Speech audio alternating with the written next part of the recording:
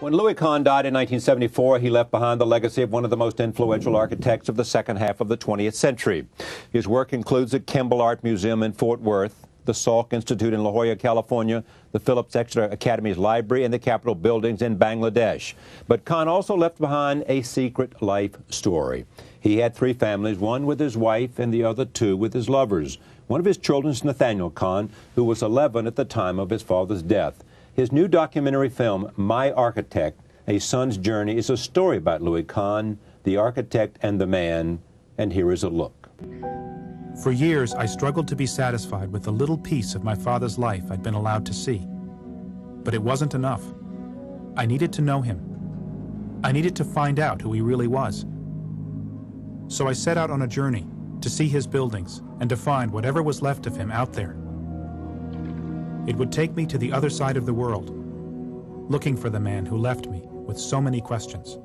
I am pleased to have Nathaniel Kahn at this table. Welcome. It's great to have you here. Thank you for having me. It's a real pleasure. I guess the question is, where did this begin for you in terms of, it began for you because here you wanted to know, this curiosity. Sure. But the idea of taking curiosity to a film is a huge step. Sure. Well, as a filmmaker, you always look for a good story, and this story was something that's been rattling around in my head since I was a kid. Yeah. And my father left me with tremendous mysteries. He died when I was 11 and didn't live with us. So I've always wondered, really, who was this man? I certainly had, a peek at him, but I didn't see that much of him. So when I became a filmmaker, this has always been something I thought, am I ready to do this yet? And I kept saying no. So it was not there ready, even not before ready. you weren't ready, Oh, even though sure. you knew you weren't ready. Absolutely. It's a film I've wanted to make for a long time. Yeah. And did the making of the film satisfy you? Well, you set out to find certain things, and there are certain questions I had at the beginning of this film, and then you find other things. There are more mysteries that open up, mysteries upon mysteries. So there's certainly some questions that I had about him that got answered, but other questions opened up, and I think the sort of fundamental question of who a person really is, more there at the end of the story than it is at the beginning. In other words, the more you knew, the more questions you had. Sure, absolutely. The broader in Sure. a sense, the imponderable is. Yeah, well, there's that sort of eternal mystery that between parents and children. Who really is your parent? And in my case, who really was my father? What was he really like? What was he made of? What made him tick? And those are things that I think, the deeper I got into it, the more, I understood certain parts of it, but then other parts just became more mysterious to me. And so you went in search, and so, there's this wonderful scene where you're walking up to meet Philip Johnson, Sure. the great Philip Sure. Johnson who lives in New Canaan, and you're there, this, Right. Mies van der Rohe inspired Pavilion, house, beautiful house, pavilion and everything else. And then you go and you're talking to Vince Scully, who used to be professor of architecture at Yale, I guess, still maybe professor emeritus or something. He is there. a wonderful teacher. Bob Stern, always Frank Gehry, always asking, Tell me about my my father. Yes, it's right. that simple. Yeah, in that's pursuit simple. of that That's question. simple. In some ways, it's almost embarrassing.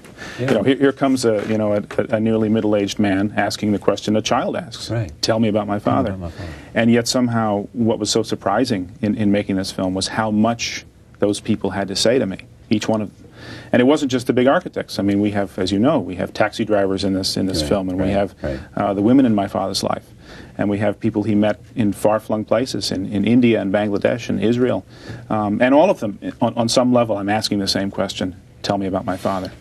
So. Before I talk about the personal story, define his greatness for me. Well, that's a hard thing. I'm not an architectural historian, but I think... Well, you talk to enough people who knew him, sure. who understand that question. That's true. I think that, my father really...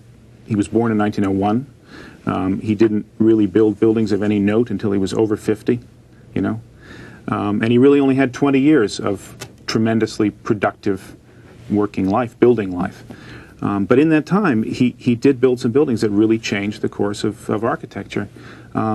He restored kind of modernist architecture was obsessed with steel and glass and very light, wonderful, beautiful structures, but something about that wasn't right for him. It didn't fit with him. And he brought back, I think, a sense of classicism, a sense of weight, of buildings being really built with stones, with brick, with concrete. And I think in some ways he returned a kind of spirituality to architecture. And people say when they go in his buildings, they're spiritual experiences. They really are. The same way that an ancient ruin is spiritual. You go to the Parthenon, you go to the pyramids. These are, buildings from ancient times, that when you walk among those stones, you feel something. You feel something powerful, something ancient. There's something in the air. You feel those things in Lou's buildings.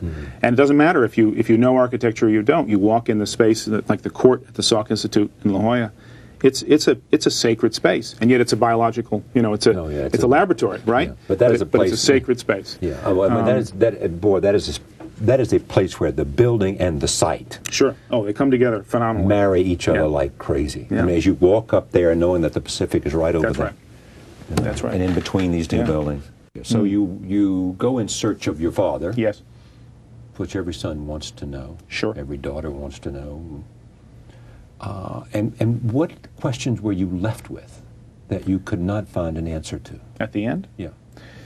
Well, I mean, I think one of the fundamental questions that I had going in was my father really thinking about these choices he'd made in life, which led to the fact that he had several families and a rather complicated, confused personal life. And I suppose on some level I thought maybe he just didn't think about it that much. He was focused on his work, and that was it. I think what surprised me so much, really, through this journey, was how much he thought about everything he was doing, how much he thought about, each person in his life, and I think how many of those things caused him great difficulty and great pain. That was very surprising to me. I thought of him as somebody who just kind of really had a pretty one-track world. It was architecture all the way. And I discovered along the way that there were many, many other things that he was thinking about. But how did he deal with it? How did he deal with? Well, the whole fact that he had, multiple families and he had children that he couldn't. On some level, he didn't deal with it. But you're saying he thought about it. He thought about it. What did he do? I mean, well, did he think about it?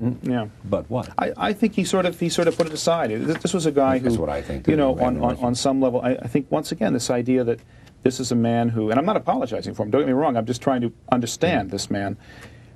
At age 50-something, you finally feel like you're onto something. He felt he knew what he wanted to do. Right. He wanted to build ancient, he wanted to build modern buildings that had the feel and power of ancient ruins. That's it. He got it. Right. He had a eureka moment. Right. This is what I want to do with my life. That's an intoxicating, exciting thing, and that people came into his orbit, women came into his life, and he was just hell bent for living that life. And I sometimes I have this image of my father burning the furniture. Doesn't matter. Got to stay warm. Burn the furniture. Doesn't matter. I'm not taking any of this with me. I just got to, I have work I have to do. It's got to get done. I'm not going to live much longer. And I think there is this kind of sense in his life in the last 20 years of this race against time. And that I find enormously moving, heartbreaking, and also beautiful. This is a guy who was really here. And I sense that about him. He really used what he had. Could he have been a better dad? Well, perhaps. But, on some level I'm left with this feeling that what is. And what he did and what he managed to do in the few years that he was really fully doing it was remarkable. And as a son, there's an enormous sense of pride that comes from that too. Take a look at this. This is Robert Stern, who's now dean of the Yale School of Architecture. I'm not sure he was then, but was he then when you made this? Yeah, absolutely. Okay, right here. Roll the tape. Here it is. Don't think that he was always trying to be a prince. He was very much trying to be a player. He wanted work. He wanted recognition. He wanted... Doesn't every architect want... I can't speak for every architect. No, I don't know. I think most architects he was success-oriented. I mean, of course they do. I mean, I Sure. haven't met the architect yet. No, of course not. They didn't want the same things your Of father course, did. They of wanted the course. great work. They wanted a great idea. They wanted they wanted to do.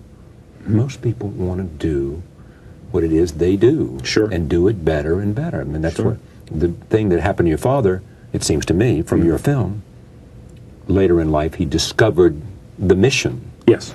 Yes. And that's true. You get lucky if you discover the mission, have the opportunity earlier, but better at 50 than never. Absolutely. You know? Oh, absolutely. No, this little interview here with Robert Stern was kind of a revelation to me, because I think many people think of Louis Kahn as this absolute purist who's interested only in the pursuit of truth, beauty, at the expense of everything else. And here comes Robert Stern saying, well, no, he wanted to be a player. Right. He just didn't know how. Right. But that's what he wanted. Sure.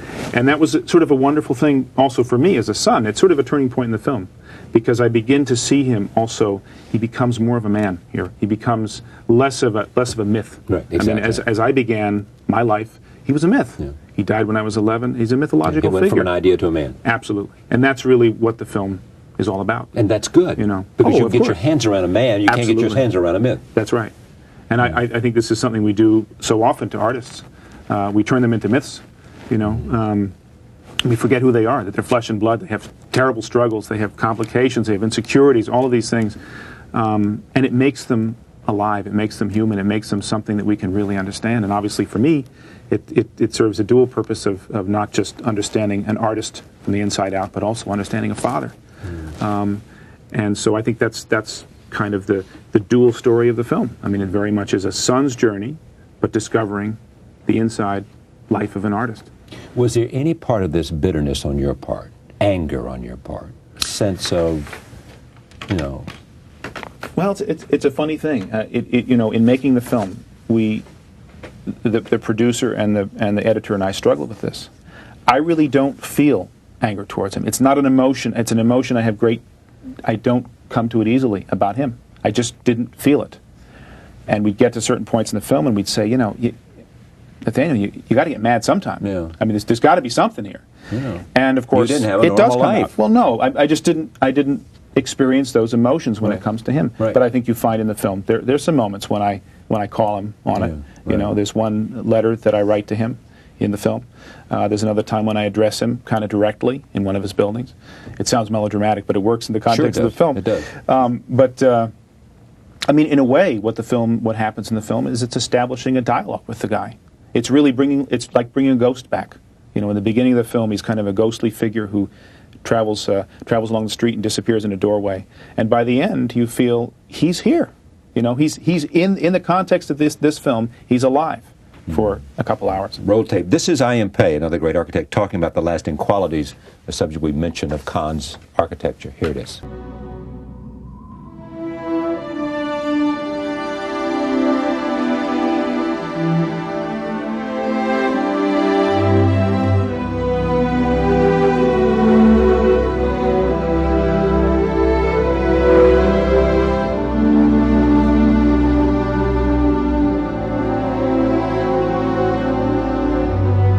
Anybody wouldn't talk to you? Sure, absolutely, yeah. There are people out there who don't think necessarily that doing a project like this is maybe the right thing to do. Sure. Like? Well, there were some people in my father's world, some people who worked for him, that I think wanted to preserve the perfection of his memory. Oh, really? Because I thought it might be. I thought it might have been the other thing. In other words, people who know the imperfections and don't want to tell them, and that's doing the same thing. I felt like I would be doing a disservice if I told him that your father was real and he had anger, emotion, ambition, whatever, perhaps rage, jealousy. I mean, I think the thing that surprised me more than that was how many people would talk to me. I mean, it was wonderful to call up these guys who had known him very well, and how quickly they just said, "Yeah, come and talk to me," and how it opened them up to talk about this man who'd been their friend. Lou's been dead for 30 years, and it really shocks me how much this man affected other people.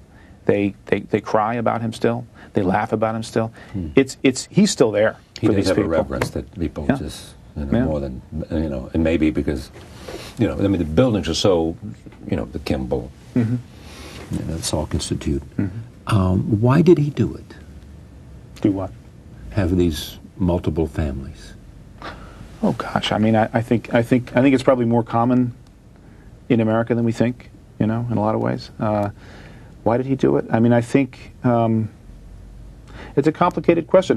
I think creative people often have very unconventional lives, and part of it is that the work is so exciting that other people are drawn into that, and there is a kind of romance in doing this kind of work. You know, you're involved in something at this level. It's exciting. You know, the two women who were involved in my father's life, who he was not married to, who are both in the film, my mother and the mother of my half-sister, Alex. Her name is Ann Ting. Both of these women, I talked to them in the film. You saw it. They're not angry at him. They still have questions about him. They still wonder what he really intended in certain parts of his life. But is the answer he did it because he could? I think it's more complicated than that. No, I don't think it's just because it's good. I mean, you know, no, I think it's too simple. But I still don't know. I mean, you know, Yeah. it's first of all, it's complicated. Yeah. It's complicated Sure. to do it. First of all, Sure. the logistics are complicated. Sure, logistics are very know? complicated. Sure. It's Sure. I mean, we discover people all the time who've led 2 lives or 3 lives. Well, I mean, but this you know, is I the mean, thing. having 2 Yeah, families is yeah. not the norm. No, it's not. You know, having mistresses, Having you know, and mistresses have children, but Right. you know, the idea of having 2 families who live in a house and you visit is different than different, having a yeah. mistress who may or may not get pregnant. Right. That's very true. That's You very know? true. And so you've got to, you ask yourself, what kind of mindset, you know, is it simply because you can do it, because the nature of who you are and what you do, and you know.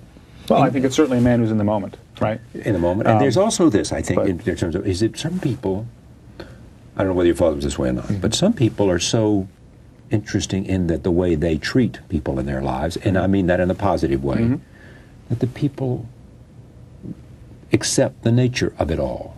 Yeah. Because they love the person, Yeah. they believe in the person, Yeah. and they're saying, it's not a perfect world, Right. but I'll take this compared to X, Y, Z. Well, I think any day of the week. Sure. I mean, that's the interview that I had with my mother in the film. Yeah. In which she says, "I paid a high price, but it was worth it." Yeah.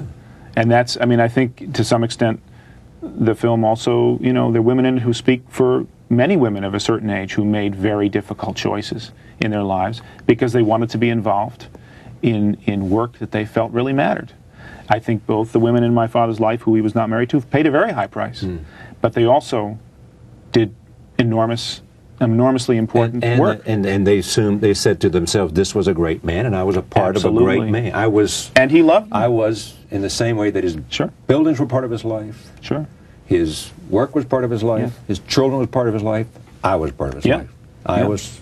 Oh, and they certainly were. And he loved them, and they loved him. There's no question, you know. And I think, it's a complicated world that this film looks at. What was the hardest thing about this? The hardest thing about making the film, aside from finding the support to make it, Yeah. Well, that's which is difficult. always part of it. Yeah. What did it cost you to make it? You know, less than you'd think. Okay. I'm just none of my business with that. I think the hardest thing really was to have the courage to keep going, knowing that at the end of it, somehow, my father would look very different to me. You know, because you have this child's eye view, and you're afraid to open these boxes and boxes of things, and afraid to ask people questions, because on some level, you're going to find out about things about the man that you didn't know before, and it's going to change your memories. You know, on some level, it changes your perception of him. And I was always afraid somehow that I'd come out at the end with a less, you know, with something less than what I started with. And what really surprised me and was wonderful is I came out with a lot more. You know, You came out a lot more. a lot more, a much fuller picture of the man. I mean, as we said, he went from being a myth to being a man. But in the end, is this the story of a son's journey to find his father, period? Or is this the story of a great man? Oh, it's both. It's both. It's also the story of an American family. It's the story of an artist's life. It's absolutely the story of a son looking for his father. It's also the story of the women in his life. I mean, it's sort of trying to get my arms around a whole life that And was it's of his life. interest to us because he was a great man, because he was a great architect. That makes it of an interest to us. Well, in other I mean, words, would this have been as equally an interesting movie? It had nothing to do with a great man. On some level, probably, because that makes it your sure. story rather than Well, I mean, the story of it's- the circumstances. It's definitely the story of a son looking for his father. Yeah. Sure, that's the And fundamental by the thread way, of his it. father's a famous man Yeah. who died in the bathroom Yes. at Penn Station. Yes. Broke bankrupt. Just about. Yeah. Yeah. Pretty ironic death, wasn't it, for an architect? Yeah. An architect who tried all of his life. How come? Well, he was coming back from India. He was coming back from one of his trips. I mean, the guy drove himself to death. You know, there's no question. He absolutely, there was work he had to get done. He traveled alone to these faraway places. Crazy schedule. And he had certainly driven himself. You know, he was 73 years old, didn't take care of his health particularly. He was an ox. He was a tough guy. And he never admitted any kind of frailty. He knew he was sick. He knew he had heart trouble. But he never admitted that to any of us, to anyone. And he came back through Penn Station. And as you know from the film, we have somebody who actually saw him in the men's room at Penn Station when he died, which is an enormously dramatic scene in the film. Meeting this man who actually saw my father dying, you know. But he collapsed and died in Penn Station, New York. And it was unidentified for 3 days because something was, his address on the passport had been crossed out and they couldn't make a proper identification. And he lay in the city morgue for 3 days, unidentified. And I remember those days, I mean, you know, like they were yesterday, waiting at home, wondering if he'd tried to call us, you know, what had happened. And all three families, of course, wondering where this man was. And it was like he disappeared. And then suddenly he turned up, you know, they found his body in the morgue. And, I mean, immediately, of course, everybody said, what an ironic death. This is a man who tried his whole life to create places of great beauty, dies in the men's room at perhaps one of the, you know, least successful pieces of urban architecture in the history of the Western world. It was an ironic death, and, you know, but quite symbolic, too. Roll tape. This is where, it's another conversation in the film. Take a look at this.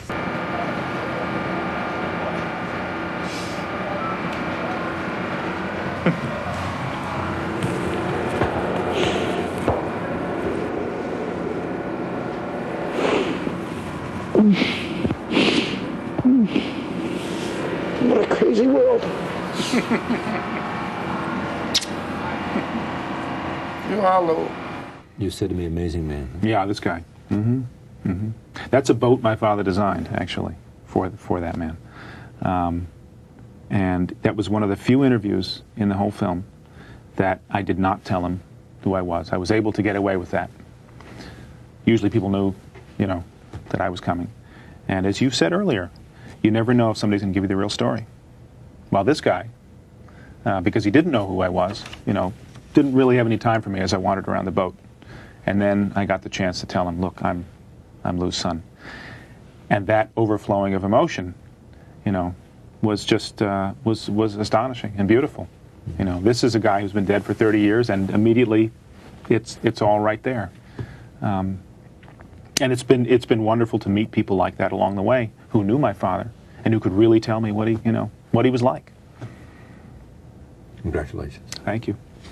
My Architect is being seen currently at the Film Forum in New York and at the Ritz 5 Theater in Philadelphia.